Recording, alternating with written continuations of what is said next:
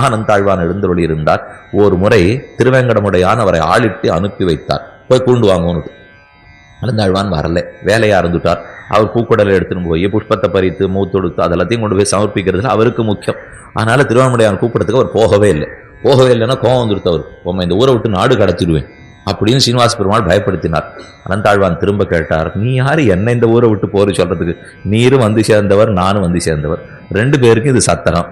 சத்திரத்துக்கு உடையவன் நாம 2 பேரும் இல்லை, வராக பெருமாள் தான் சத்திரத்துக்கு உடையவர். ஊர் பெருமாள் ஆதி வராக பெருமாள்.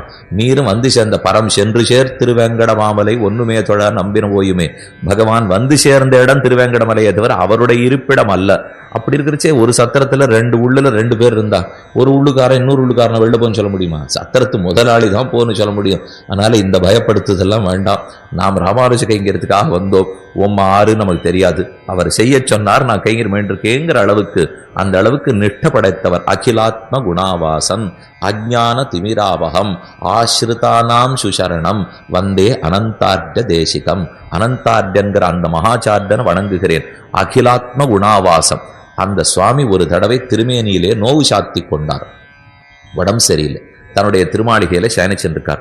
அப்ப திருவேங்கமுடையான் என்ன புஷ்ப கைங்கரியத்துக்கு ஆளை காணமே, ராமானுஜர் அனுப்பிச்சு வச்சார்னு தினப்படி வருவரே என்ன 2 ஆளை விட்டு அனுப்பிச்சார். நீங்க போய் விஷயத்தை விசாரிச்சுன்னு வாங்க. என்ன ஆச்சுன்னுட்டு ஆள் வந்தா. வந்துட்டு அவர் அவளை கணிசிக்காம நேர சொன்னாராம், அது என்ன உங்க திருவேங்கமுடையான் வந்து பார்க்க மாட்டாரோ, நீங்க என்ன ஆள் அனுப்பிச்சு விட்டு இப்ப பாக்குறதப்போ என்று சொன்ன உடனே சீனிவாச பெருமாளுக்கு ஆச்சரியம். தேவையில்லையே, நன்னா பேச தெரிஞ்சிருக்காரு, நாமே போய் பார்ப்போம் அப்படிங்கிறதுக்காக அர்ச்சகரை அழைத்து கொண்டு பல்லக்கில் ஏறி அமர்ந்து நேர இந்த திருமாளிகை வாசலுக்கு வந்துட்டார்.